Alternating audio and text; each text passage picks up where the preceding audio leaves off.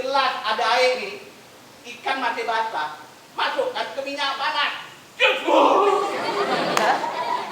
Bakwan paling enak, bakwan paling enak itu adalah bakwan Pontianak, terkenal di seluruh Indonesia.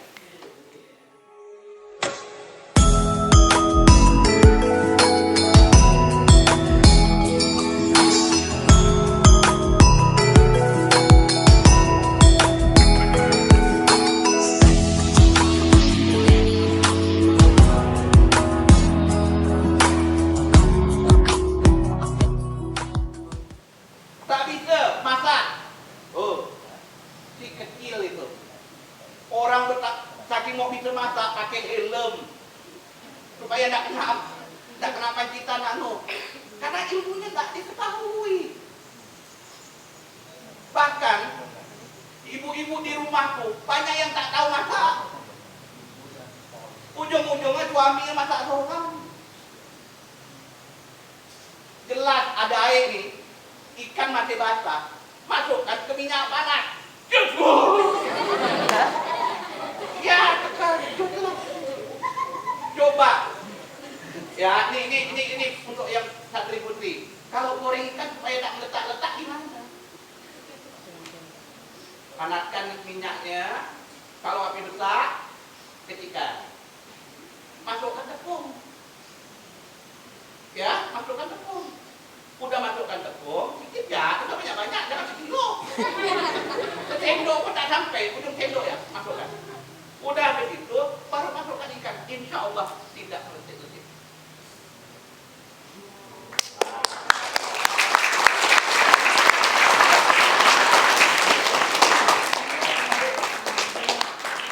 Sekarang itu untuk perempuannya, ya kan?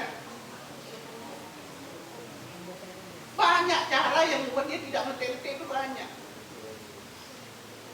Bakwan paling enak, bakwan paling enak itu adalah bakwan Pontianak, terkenal di seluruh Indonesia. Benar. Tapi banyak yang tak tahu buatnya. Ternyata.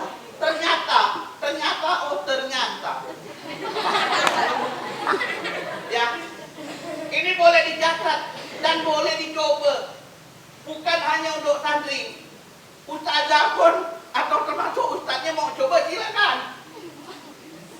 Bakwan paling enak itu adalah bakwan Pontianak. Dulu ada terkenal kalau di Sungai Jawi itu namanya bakwan Gunung Lawit atau bakwan Wakcung. Dulu benar, saya masih sekolah. Satu malam itu habisnya 10 sampai 15 karung. Benar, serius saya masih sekolah. Kalau beli itu antrian. Antrian kita nih letak. Kita lihat nih duit kita nih, sudah sampai masuk ke belum? Sampai giliran, itu punya saya, udah 14. Baru dapat giliran. Biasa nunggunya sampai setengah jam. Maju kata orang Pontianak, maju tak sampai 5 menit selesai. Saking enaknya. Nah, saya buatkan resepnya. Dengar ya, kalau mau catat. Ya, nih resep bakwan Pontianak. Ya, pakainya tepung gendum, campur sedikit dengan tepung beras. Fungsi tepung beras biar bukan tidak keras, biar tidak nyerap minyak.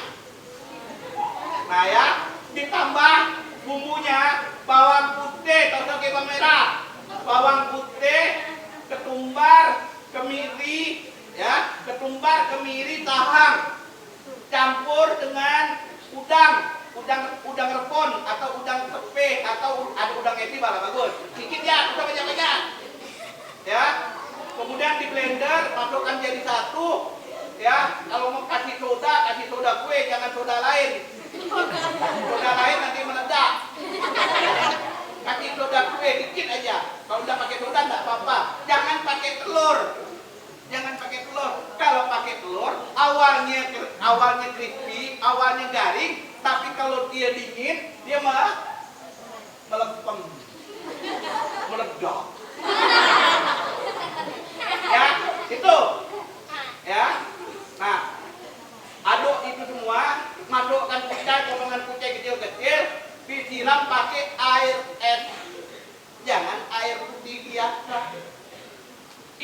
Allah. Ya, kalau diikuti puasa tadi ini ada orang yang nanya dengan saya, Bang, boleh lah minta Chef Bakwan. Dia tahu saya jago masak.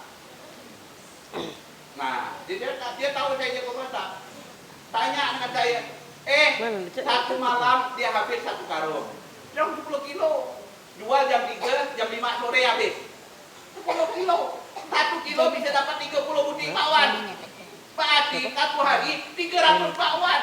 Kali 1.500. Berapa berupa duitnya? Nah, dia bilang boleh nambah tak? Tidak boleh. Karena kau nambah, kau lupa sholat. Ujung-ujung maghrib masih bohong. Jangan. Kita ingat dengan ibadah. Kita dengan berusaha. Ya, oke, itu. Nah, bercocok tanam juga begitu.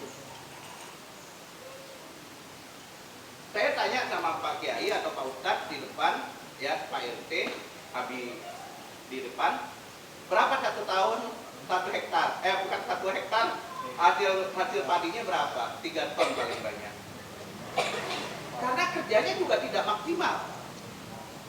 Saya katakan kerjanya tidak maksimal. Kenapa kerjanya tidak maksimal? Sistemnya yang digunakan tadi sempat saya tanyakan, begitu padi mau nanam padi, rumputnya disemprot supaya mati, setelah mati dipijak-pijak, ya kan? Mungkin masukkan sapi, kerbau atau apa di situ, atau suruh santri rame-rame ngocak, ya kan? Ya main bola di situ, ya kan? Baru disemprot, jadi masukkan pupuk, baru ditanam. Salah. Itu tidak maksimal. Thailand, Vietnam, bahkan di Jawa, ya, itu kerjanya. Kenapa padi di Jawa bisa menghasilkan 8-12 ton? Karena mereka mempergunakan, pertama tanah dia subur, dan dia mempergunakan bajak. Dia bajak, dia pakai hand traktor, diguntir tanahnya, dipupuk, baru ditanam. Kok kita tak ada? Semprot, mati, pijak-pijak, tanam. Iya kan? Bapak saya ngomong apa adanya nih. Betul enggak, Pak? Ya jelas akhirnya kalau padinya kita tidak maksimal, wajar. Cuma kayak itu kerjanya.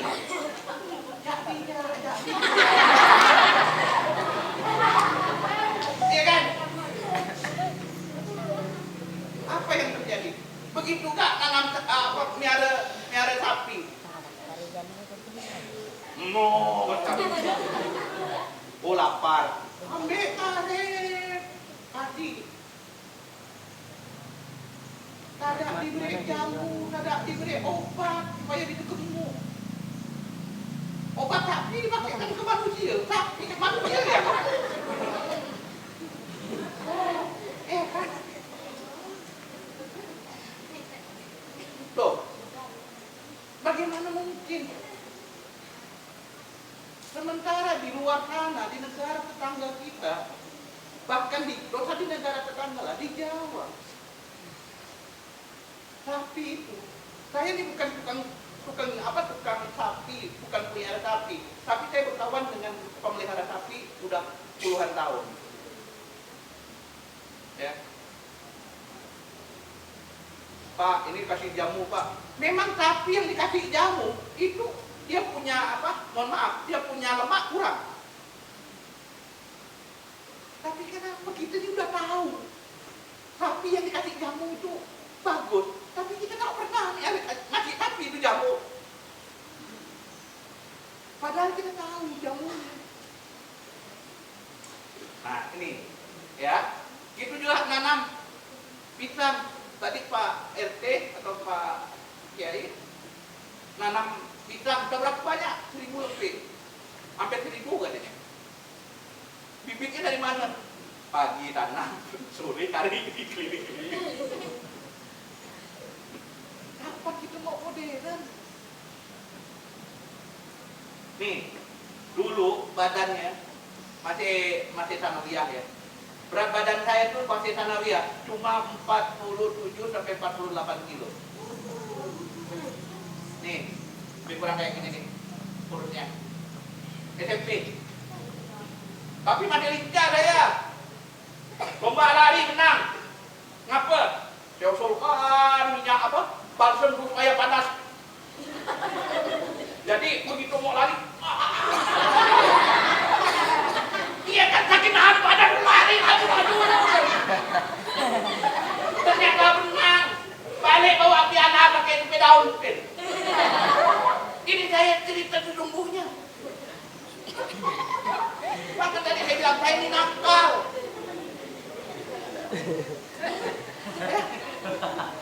Pak, mau bapak aja kalau santri pada tak percaya, kalau kena kejar anjing, tadi ketakutan, melompat balik 4 meter, cepat. Betul tak? Tapi kalau turun lagi dalam keadaan sadar, sampai tak ya? Kalau ada sampai, kali tunggu, kebur lah paling.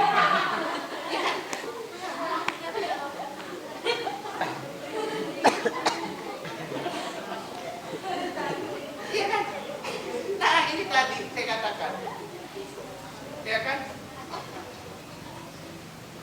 Jadi banyak prestasi yang saya dapatkan, ya prestasi yang saya dapatkan itu semua belajar dari nekat.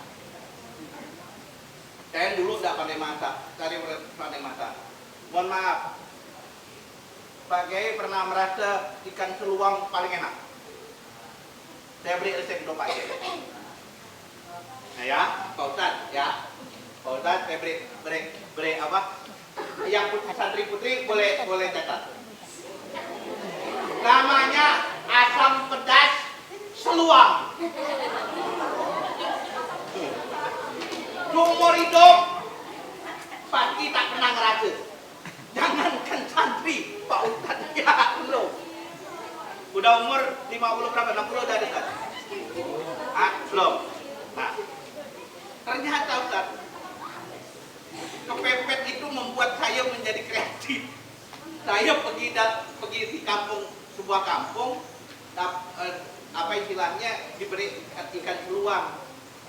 Kemudian ada orang tua memberikan saya masakan ikan seluang tuh nyaman sekali saya makan. Saya tanya resepnya, ternyata masak ikan seluangnya pakai air kelapa. Jadi asam pedasnya tuh Pak, asam pedasnya itu tidak pakai air biasa, air kelapa muda, jadikan air kuahnya. Masukkan ikan seluang, masukkan umbut kelapa boleh. Kalaupun tidak ada umbut kelapa, kelapa yang kalong. Kalong tuh apa?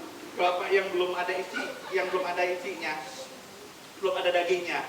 Kan kalau itunya itu apa? Kalong yang sebutnya yang di dalam itu.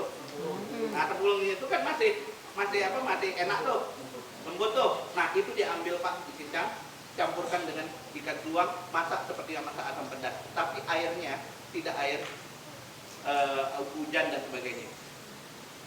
Bapak boleh coba, insya Allah. Ketagihan. Bener, saya serius. Saya akan pergi ke tempat itu, balik ke rumah kemarin, tak coba beli teruang 1 kilo. Anak saya, apa dia? Kalau mau makan, jangan tanya apapun. Saya belum coba, ya. Tapi saya yakin, insya Allah enak. Ya, karena ikan seluang aja yang gitu nyaman gitu kan. Apalagi kalau ikan yang memang ikan nyaman, bangsa sebilang atau apa istilahnya ansam atau apa, saya yakin makin nyaman. Ya, nah itu